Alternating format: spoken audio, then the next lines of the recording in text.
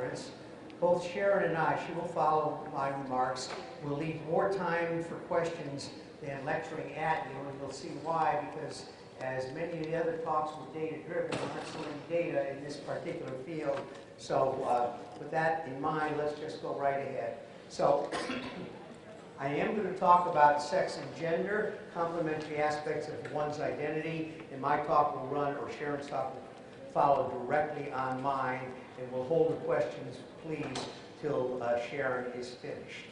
So what we're trying to do is to introduce and define the concepts of gender, sex, and transgender, and the issue about transgender will inform us a bit about how these two things go together, and this will also introduce some more in-depth discussion by Sharron about sexual development across all of the ages and sexual health.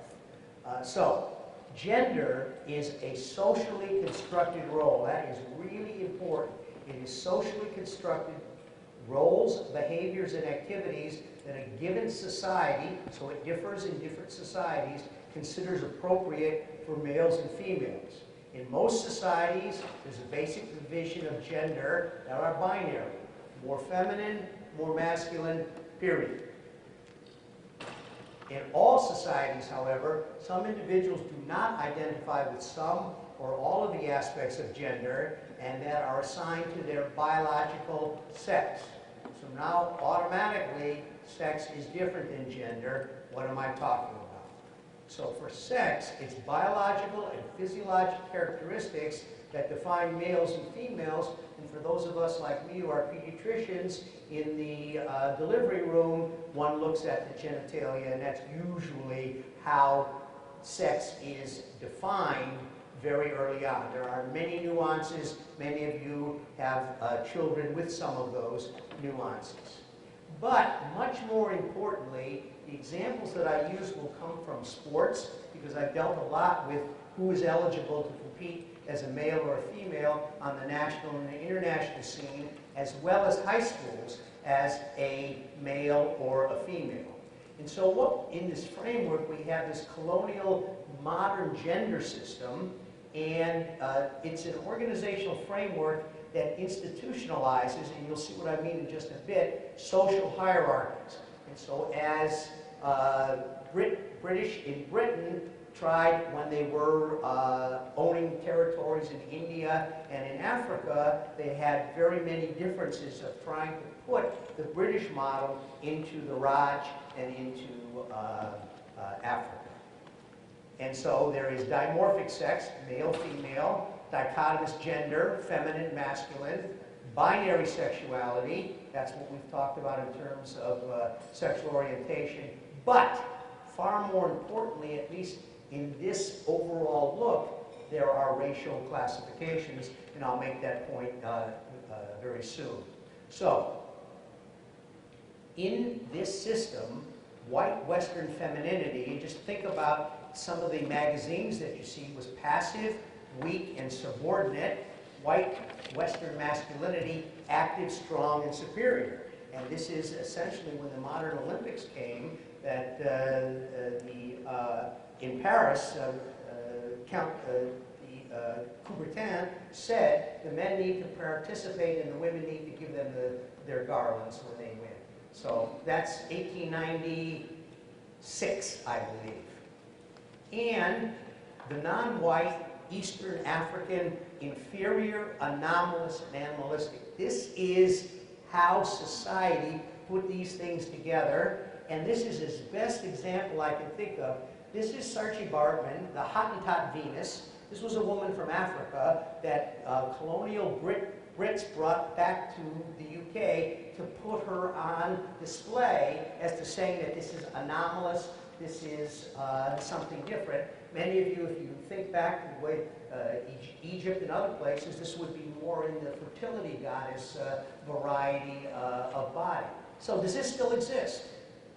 How many of you saw the end of Wimbledon when an African American who was not thin and white won, went to the ball afterwards, wore a stunning gown, and all they talked about was how muscular her arms are? we haven't learned very much. So this is gender. This is very different from sex.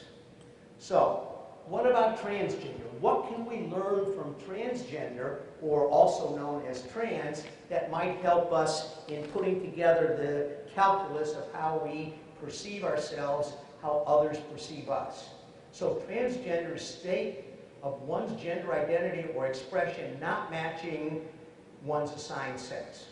Kind of dull, boring. On the other hand, it's similarly stated the internal sense, how I feel about myself, that one's gender identity or gender expression is different from the natal, what you were born, but sex, not gender, here. And we will go through between Sharron and me what some of the data are in this particular sphere for those with sex chromosome aneuploidies. That's where we're going to get to by the time we're both finished. So what about other things that you've heard about that may or might not have to do with sex chromosome aneuploidy? So DSD are differences in sexual development. As a pediatrician, this is what or pediatric endocrinologist, this is what I deal with. So now we're talking about physically mixed or atypical bodies with respect to sexual characteristics. What the specific diagnosis isn't so important, but it involves chromosomes, internal reproductive organs and genitalia, external genitalia. Occurs 1 in 2,000 births. Yet these issues about gender are in the percent, 1%, 2%, and so they're 1 in 100, 1 in 50.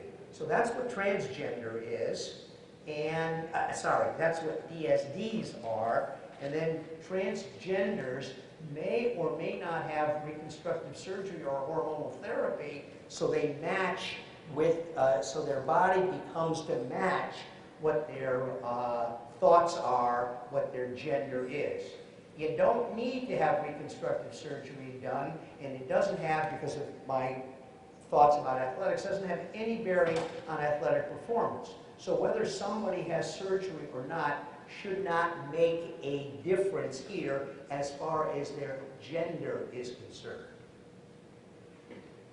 And so with transgenders, as far as athletics is concerned, one can, after a while, take on the characteristics with hormonal therapy. What it is unimportant.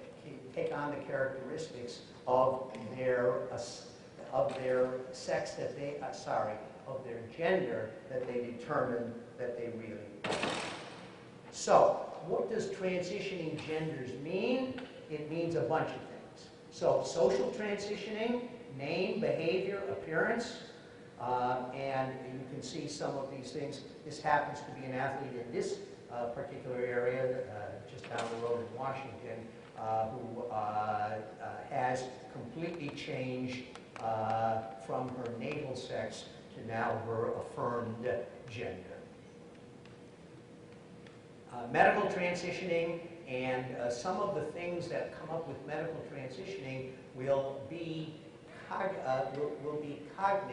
with what hormonal therapy is, whether it's triple X, whether it's XY, XYY, because some of the medical therapies are in fact the same. So there is another analogy with some of the conditions that you will see, and as I have mentioned before, you don't really need either hormones or surgery to affirm one's gender. So, in closing, what I have done is set the stage for Sharron. Both of us have tried extraordinarily carefully, both through the literature and asking some key opinion leaders about what about gender, what about sex, what about these kinds of things in children and young adults, and obviously other adults. I'm a pediatrician, so I take care of children and young adults. What it is about their conditions that are relevant to some of the things that I said. So Sharron? Thank you. Well, first I have to say that I come from a primary care background. I obviously have worked over the years with sex chromosome aneuploidies through my doctoral work, but I must disclose to you that I am not a sex expert. However, in terms of primary care, sexuality and sexual health is with us from the moment of birth all the way through life. So we're going to kind of move on today just to do a little review. Lori Earle, in the keynote presentation today, talked about perspective. And I want you to think of that as we go through some of these sexual health life stages. So today, I'd like to be talking about how we define sexual health, how we frame sexuality and sexual development objectively, and to review the progression of sexual development from prenatal all the way through old age, like me, and to explore what sexuality might mean to a person. So first I have to give you my bias disclaimer. As a person, I do not hold any judgment for anyone's sexuality, anyone's self-identification of who they are by gender. As a primary care practitioner, I feel the same way. I see you. I see you. I see whoever you are and however you want to represent yourself to me. So I do not hold any judgment, and that would be something I think we would hope that other healthcare providers might be willing to do, or even other people in society, because our society brings with this, when you talk about sexual health or gender identity or transgender, there's a lot of societal bias that goes along with that. So I just wanted to tell you that for this talk, this is completely suspended and hopefully objective. So let's talk about what sexual health is, and defined by the World Health Organization. Who remembers the sexual revolution? Anybody? In the 1960s, come on, we're talking about sex. In the 1960s, the advent of the birth control pill made women more free. There was more sexual expression and experimentation. So the World Health Organization, recognizing that more people were getting together, or as the modern kids would say, hooking up, we decided that there had to be some definitions and some descriptions of what sexual health was about. So in '75, they talked about the integration of the somatic, or the physical parts of it, the emotional and the intellectual, and then in ways that are positively enriching and enhancing in terms of personality, the way we communicate and interrelate with people, as well as the whole concept of love. And then you look at the 2002, they haven't revised it since then, I've done a lot of research, so it's still back in 2002, but it says it goes into the emotional, mental, and social well-being in relation to sexuality. And it's not just the absence of disease, and I'm not talking about sexual diseases, I'm talking about things that we say are diseases. There was a time when people referred to homosexuality or same-sex orientation as a disease or a condition. So it's not the absence of that or the dysfunction of infirmity. Sexual health requires a positive and respectful approach to sexuality and sexual relationships. And it recognizes the human need for having pleasurable, safe sexual experiences without fear of coercion or discrimination or even violence. So we've gone from revolution to evolution in terms of cultural controversies and conversations rather, and these continue, but we're constantly fighting with ourselves in society. As you know, the advent of the story of I Am Kate, Caitlyn Jenner, has really initiated our societies having to kind of move forward and adapt to some of these ideas about what transgender means. But there's a warning zone that we must be cognizant of, and that is that when we establish societal norms and objectify some of these things, it sometimes excludes or marginalizes or labels people. And so when I said, I see you, and I see you, and I see you, we have to meet people where they are and who they are without regard to these judgments. So sexual development, getting into the nitty-gritty, it happens prenatally throughout life. Our DNA determines whether or not we're going to have external female genitalia or male genitalia, and sometimes DNA mixes it up, and sometimes people have both, and sometimes people have hormone receptors, and sometimes they don't, in terms of the testosterone or the estrogen that then promotes the development of the fetus to become male or female. But once born, it involves the physical, emotional, and psychosocial factors. Are you born into a family who prefers boys? Are you born into a family who makes severe judgments about same-sex orientation? It's a unique and unfolding trajectory throughout the lifespan, coming into a family and then going into preschool and high school and employment all the way through life. And it's dynamic in every respect. You may feel quite differently in middle school than you feel as a middle adult, than you feel as an elderly person. And there's a normal human response to this, especially in America, because we're still kind of puritanistic and we still have these societal and cultural influences on us. Everyone I know, all of my close friends, you all included, probably has some doubt. Am I doing it right? Am I doing it enough? Am I doing it with the right person? There's a lot of doubt. And then there's a lot of comparison. Well, is my gender identity or is my sex life better or worse than that person or that person or that person? And then there's the fear of judgment. What if they knew? These are things I can't talk about. How many times do you go to your doctor for a physical and they really talk about your sexual health? Never, never. So if we look at sexuality and the development from the prenatal times through elderly age, people are constantly asking this, well, am I normal? If I like this or if I don't like that, am I normal? And then am I like everybody else? Everyone kind of wants to fit in societally. Some people feel less than. Some people feel like, well, they're not attractive to the model in which they think they should be attractive. And then how do I know if I'm thinking correctly or if I'm doing it right? I'm so embarrassed. I can't talk to anybody about this. I can't ask anybody about this. How many people would feel comfortable when you're going in for a flu but you still have kind of a sexual question that you would even ask your physician, I've been coughing for 3 weeks, but I'm afraid to talk to you about my husband's whatever. We hardly ever have the confidence to talk about this to our providers. So sexual development in infants and toddlers begins from the moment of birth. Infants to age 2, this physical contact and bonding, babies are soft and gushy and wonderful for a reason, because we are teaching them to trust and bond with another human person. This actually is a foundation for their sexual development. Are you touching them softly? Are you caressing them? They already have preferences for whether they like to be kissed on the ear or whether they like to be touched on the top of the head. This is the beginning of their sexual development trajectory. This early intimacy is what promotes the foundation for a more mature intimacy later in life.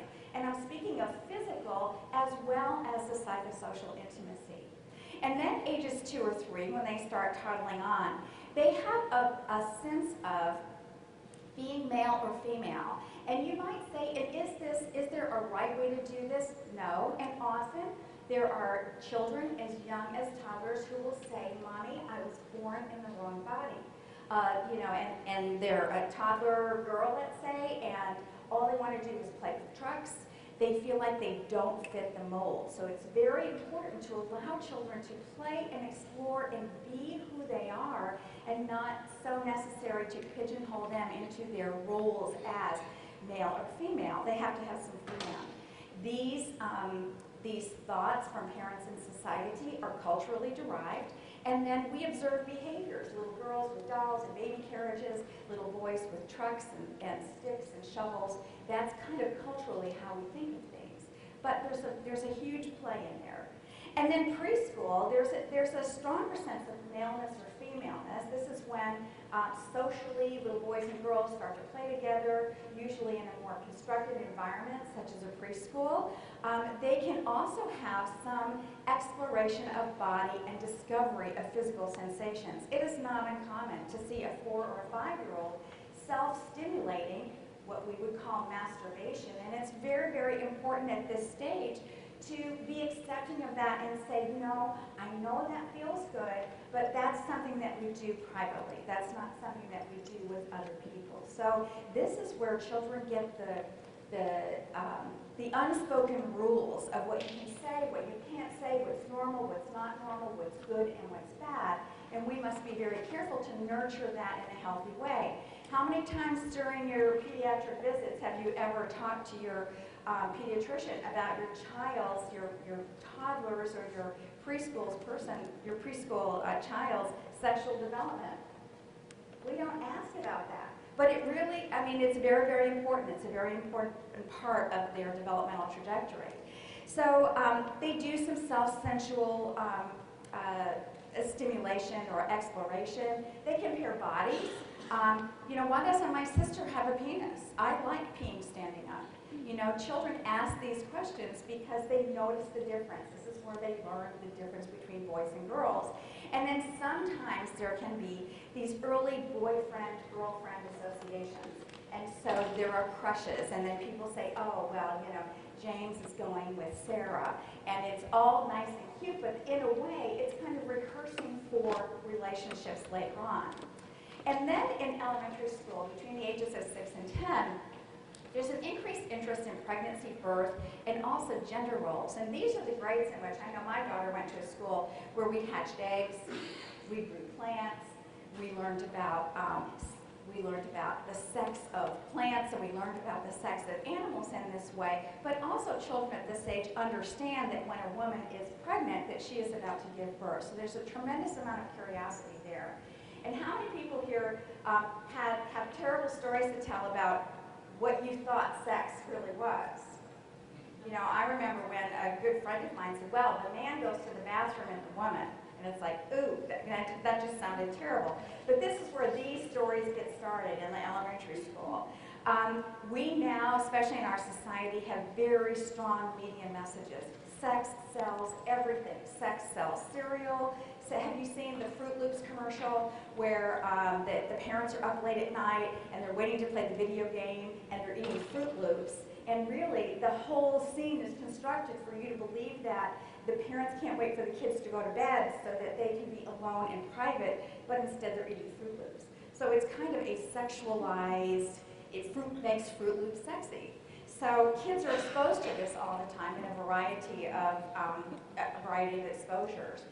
Peer relationships at this age become increasingly important. There's a lot of information exchange that is totally wrong, as the one I shared with you. This is where kids begin to learn and pick up names for body parts. They can cuss, they can swear, they can tell inappropriate jokes. And then there's observation and school teaching, as I said, on reproduction of plants and animals. So they're getting a little bit of it. In middle school, peer cliques become more important than parents in their development. There's a continuing media growing influence on these kids because these kids really kind of commandeer the parents' money and what they buy, and once again, sex sells. So they're very much influenced by the way in which they're attracted to people and the way in which they're attracted to things.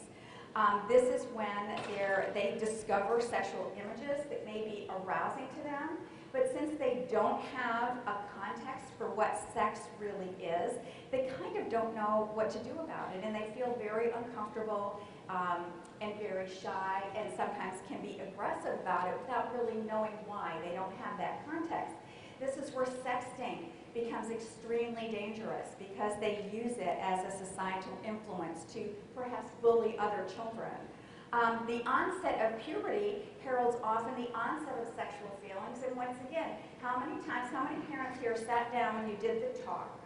Maybe we talked about menstruation, we talked about maybe nocturnal emissions or wet dreams, maybe we talked about attraction to girls, but how many people really talk to their children about the importance of sexual health and intimacy? How many people do that?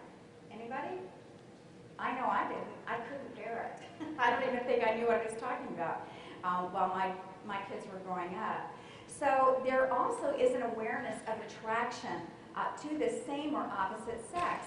At this age, it is very common to have girl crushes without really having a sexual orientation in that way, or guy crushes the same way, but also attraction that is truly real to the opposite gender. They're playing out what their choice is in terms of a potential sexual partner or a partner for life. This is also when some kids get the message from parents and society that we don't do that. Homosexuality is not part of my religion. It's not part of our family. Some cultures, it brings shame. And so these kids go behind the scenes, they question, they actually withdraw. And it's very important for us to be accepting of the way children express themselves and to help guide them no matter how they're going to be in their later life. This is when sometimes there's a sexual response during the nighttime. Boys will have wet dreams. It's very normal for girls to actually have sexual response while they're sleeping as well. And then there's feelings of attraction and arousal in boys. Sometimes, you know, boys would be attracted to a girl and you see them carrying the books in front of them. You know that phenomenon, where they're embarrassed for someone else to know that they were perhaps aroused by another student or a classmate or something in class. And then there's curiosity about relationships, and this is like pre-high school where, well, you know, Sally's going with Timothy, and they're probably, you know, they're going to first base, second base, all the way, whatever the terminology is of the day. So there's a lot of curiosity about relationships, which then leads to some fantasy. God, I wish I had a boyfriend. I wish I had a girlfriend. I wonder what they're doing when they're in the basement watching television so there's a lot of curiosity. There can be some gossip about that and some blame, and then also some labeling. I was very shocked when even in my own family, hearing my daughter come home from middle school and say, oh, that is so gay, or so-and-so is gay. So there's name calling whether it's real or not, and it's important for us as parents to really educate our children that we need to be accepting of everyone, even when they're questioning. So in high school, there's a much stronger sense of sexual identity and attraction. There's some vulnerability to physical and emotional rejection. That first breakup, one of the worst things that happened in our family is when our son's girlfriend broke up with him, and I was literally crying. I was so much in pain for him.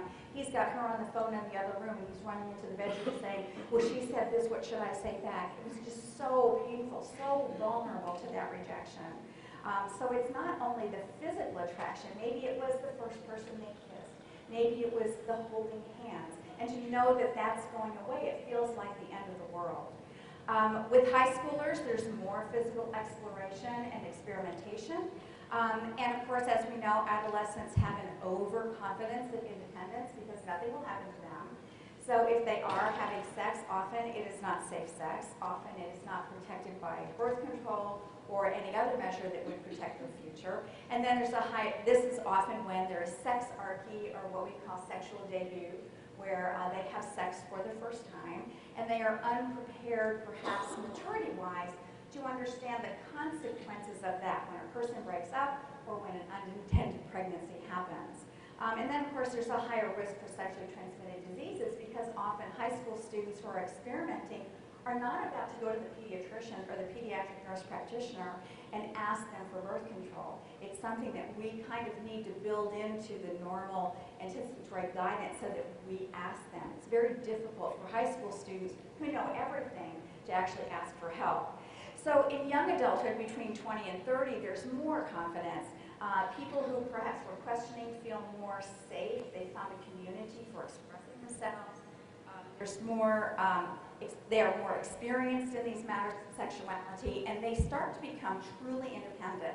There's a maturing sense of relationship where they understand intimacy and the need for more than just physical gratification, but also emotional gratification.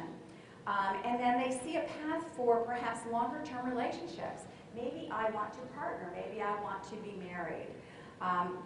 And so some of them do, and then also beginning a family also starts for some. And what happens when a family begins? Generally to your sexual health and life. Bye-bye. For a while at least. You're not sleeping. There's always interruptions. And so in middle adulthood, as these little ones grow, you're in the business of supporting oneself and your family. You're trying to provide for your own your own support. You're trying to support your children in all of their sports and all their games and everything else. You're trying to save for college. You're trying to take care of your parents. You're saving for your own retirement. Middle adulthood represents a lot of burdens, and so there's a lot of child rearing, and there's this tremendous grind of financial responsibility. So what does this do to your sense of partnering with another person? It becomes kind of work. So sometimes the intimacy of that in middle adulthood can actually wane a little bit. For some also in middle adulthood is the advent of some chronic conditions because These middle adults actually probably abuse their bodies either with too many calories or perhaps too much sugar. Perhaps this is when type 2 diabetes comes out, and that adds a chronic illness on top. So I'm just saying that in middle adulthood, often chronic illness can impact on a person's sexual development and how they feel about themselves. So they're sexual, but they're different. And then there's senior adulthood, and we often, how many people can even imagine their own parents in a physical relationship? It's just, ew, you know, you can't even imagine. I have to tell you that my mother-in-law just recently passed away, and my father-in-law, who's 96 years old, we were at the nursing home and visiting with him, and he said, you know, Sharon, there's this little lady who just got admitted here, and she's really petite, and she's really trim, and I thought, oh, I can't believe that a 96-year-old would even be looking at another person that way, especially since he just lost my wonderful mother-in-law. But anyway, yes, senior adults are still sexual. Attraction is still intact. And there's constantly, in old age, sometimes one of the partners goes away, there's still this yearning for companionship and intimacy. So often seniors also will, and we see this a lot in nursing homes too, where there's hooking up and pairing up with people, and who cares who's listening? It doesn't matter. And then there's the maturing of relationships, and there's a constant seeking of companionship. So now let's talk about the X and Y chromosome variations that Al was talking about. How do these extra X's and Y impact on sexuality? And the short answer is we have no evidence. We have stories, but we have no evidence. We have heard that there may be a higher prevalence of homosexuality, but the numbers are not there to really support that or bear it out. Instead, in some of the interactions I've had with adult men, I have heard, and I'll just tell this quick story about a man who says, you know, I feel a guy. I am totally a guy.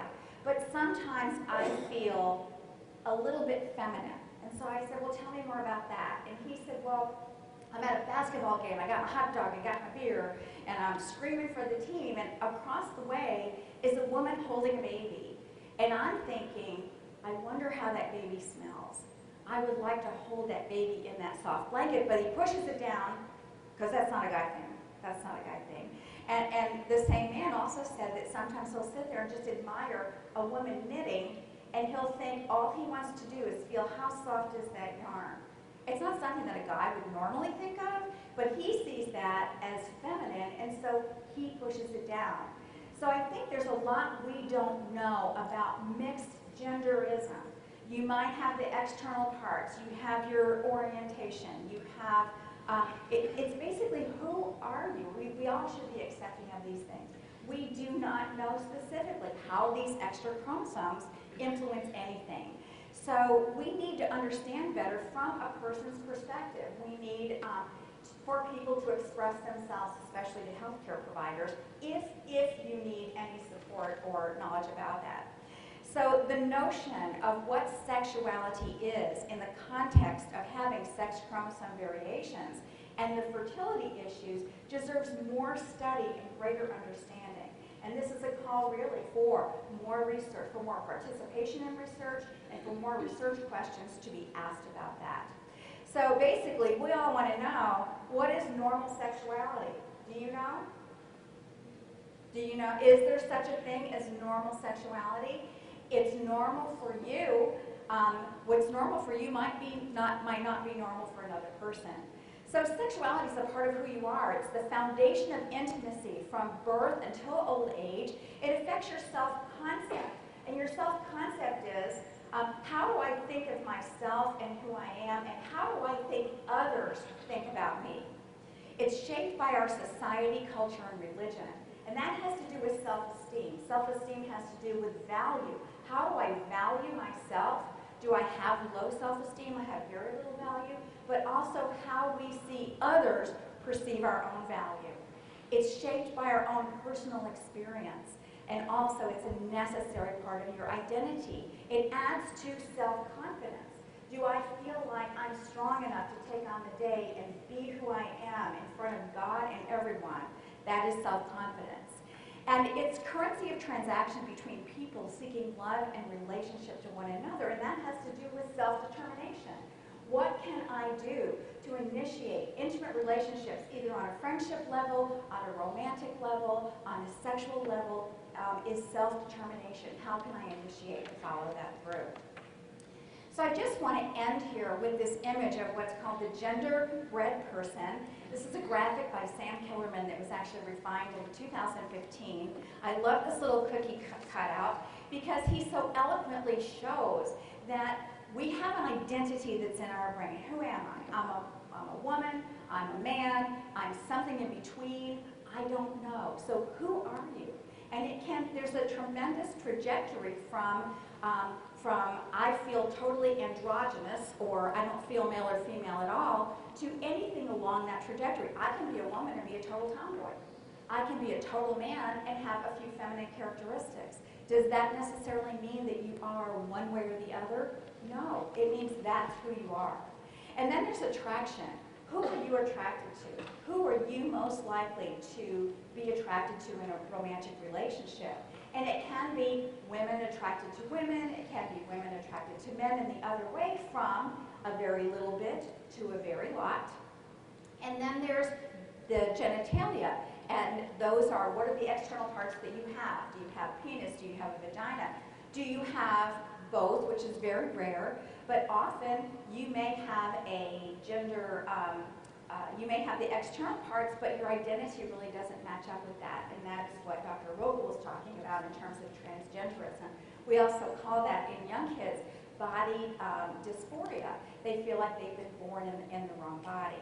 And then there are expressions of this. Is it okay for me to go to a baseball game with a baseball cap on and my dungarees or my jeans and a sweatshirt? Does that make me less of a woman? It does not. It's how I express myself. And so we often look at people, and I think it's human nature to want to define, who are you? Do I need to know that? Do I need to define who you are? I do not. I need to be open to recognize who you are. And so this concludes my talk on sexuality. I'm happy, Alice and I are happy to take any questions or any transactions. Yes, and we've got the microphone back there if you want to ask any questions.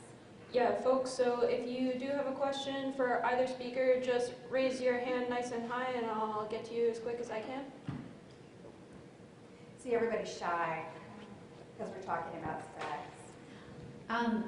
There's been some discussion on a lot of the support groups about intersex and what the definition of that is. And I was just wondering if you two could address that. Yes. That, we have to remember that intersex is a word, that it has also its own context, and it can be defined differently in actually different parts of the world. So I'm going to have Dr. Rogol start off. It depends who you're talking to. The transgender group absolutely thinks intersex is a pejorative word. We should not use it at all. There is a society that used to be called the Intersex Society. Many of them have DSDs, differences of sexual development, and they still use the word. And so what it is very context specific. I think if you don't use the word, you're better off than if you use the word, because there could be some people that were really unhappy. I gave a talk about athletes at the Endocrine Society, obviously now with Caitlyn Jenner, it makes it that much more prominent. And it took me months and contacting people in the intersex world, contacting people in the transgender world about which words have feeling tone and don't. On the grand scheme of things, intersex is very simple. You have bits and pieces of both boys and girls, which, by the way, we all do. There is a homologue of the uterus in men. There's a homologue of the penis in women. It's very tiny. It's vestigial, or whatever words you want to use. But except for the feeling tone, I think any of those words are okay. So having said that, I would be very careful not to use the words that have the biggest emotional background to them. Anyone here from Australia? There she is, Monica. Okay. Okay, so let me just introduce before you ask Monica. There is a movement in some parts of the world, one place is in Australia, where sex chromosome variations are considered by this group as intersex. And in their mind, if you are intersex, that's its own gender identity, male, female, intersex. You can have male, female, undetermined, or male, male, female, intersex, or male, female, undetermined. And some of them feel, and it's become very politically hot, that if you have an extra chromosome, let's say you have XXY or XXYY, that you should not be treated because that's who you are. Therefore, we should not be offering, in fact, it should be banned that people with sex chromosomes be treated with testosterone to make them more male or to give them more male sexual characteristics. And this is very hot because they're trying to pass legislation that would prevent doctors from actually treating people even if they didn't want to be considered intersex and wanted to be more male. So it is a very hot, hot topic. Yes, Mon? That's exactly what I wanted to say, and that I am the face, the interface actually, between all the members of our support group and the Intersex Society and the Senate inquiry that's taking place at the moment, and it is so stressful. I was invited to attend in 2 weeks' time an intersex conference in Brisbane, and the types of interchange that I have endured in the past was so vicious and so personal that I'm actually afraid of attending, but if I don't, it's almost as if I'm condoning it or ignoring it and not paying attention. It's really quite tricky. Well, it's a tidal wave That's me. Yeah. it's a tidal wave that no one knows how to navigate, and if you're not in the game, then you can't represent anybody. Yeah. And so you're there up against this fight that you didn't create. Yeah. I mean, when I first was approached by the government group that was responding to it, they asked me to represent my intersex group, and I actually, I was so new to this. I just had the diagnosis for my son, just started this support group, and I said, excuse me, but what is intersex? And there was this dead silence at the other side of the line. And the woman said, but don't you represent the Klinefelter's group? And I said again, but what is intersex?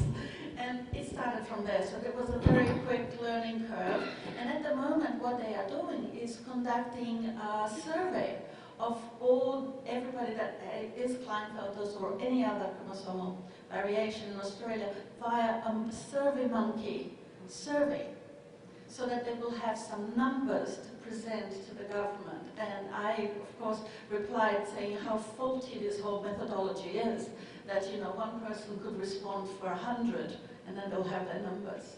So it's very tricky. And I feel very conscious that what happens in Australia can actually be replicated here or be used as evidence.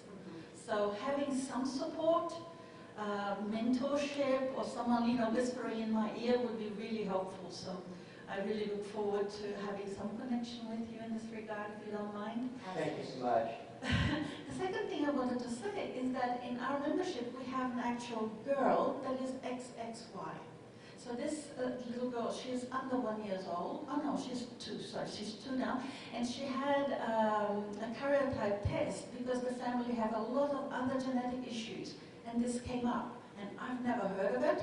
I've read in the literature there are 2 papers written on that, but I can't access it. And I was wondering whether you have any experience. Well, the problem is the devil is in the details. What somebody obviously did was a karyotype, most likely on peripheral blood. And so maybe in the peripheral blood there are XXY cells. But what about the gonads? What about the brain? What about other tissues? Just a very, very short vignette of a patient I took care of 35 years ago. The issue here is Turner syndrome. She was 17 or 18, short, looked like a girl with Turner's from the textbook, had the endocrinology of Turner's. What it is unimportant. And yet, when we went ahead and looked at her karyotype in the buccal mucosa, in skin, in blood, it was normal. So what was done was a laparoscope on her uterus and ovaries, and only in the ovary did she have the 45X, no other chromosome there, and so her physiology matched perfectly. Yet it depended how we sampled her. That's just one example. So with this one, I'm not surprised, even, let's assume it was replicated from the blood, that twice she had the same thing.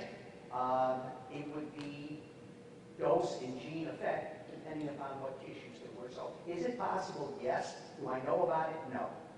There's another explanation as well, and that is genetically it's possible for someone with any karyotype not to have androgen receptors in their body. That's called androgen insensitivity syndrome. So it may be that she has a double dose of X and then has this Y, but for some other reason genetically, she doesn't have androgen receptors. So she then phenotypically, or her body looks like a girl. The problem, of course, is the androgen receptors on the X chromosome. And so it would have to be on both X's, and that would be odd. But she didn't ask what her genotype was. This is her phenotype, this is her genotype. And statistically, Sharron is more likely to be correct, because that's a relatively common condition that we as teens end up seeing.